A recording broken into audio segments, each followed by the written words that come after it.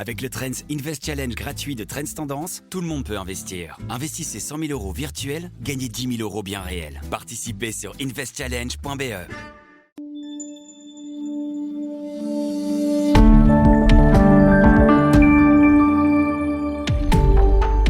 Vous pensez qu'il faut avoir peur de ChatGPT ?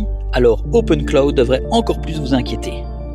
En tout cas, cette intelligence artificielle inquiète aujourd'hui la Silicon Valley. On vous explique pourquoi. Je suis Christophe Charlot et vous écoutez Face à l'IA, un podcast de Trends Tendance.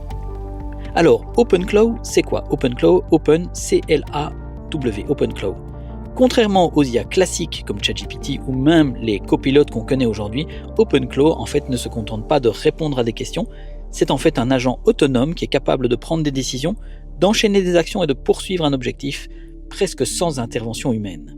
Concrètement, vous lui donnez une mission, par exemple trouver un appartement, contacter une agence, organiser des visites, et il peut exécuter toute une chaîne, recherche, comparaison, prise de contact, suivi. Et c'est là que ça devient évidemment intéressant et forcément inquiétant.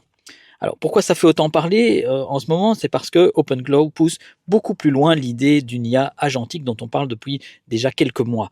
On ne parle plus d'un outil mais d'un acteur numérique autonome. Ça change tout.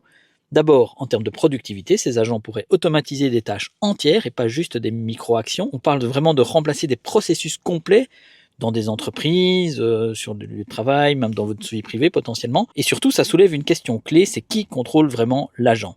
Alors, dans la Silicon Valley, certains s'enthousiasment évidemment parce que ce type d'outil aujourd'hui commence à marcher de mieux en mieux et est assez bluffant, mais c'est aussi plutôt inquiétant. Et certains tirent la sonnette d'alarme, notamment certains modèles comme Claude, d'Anthropic.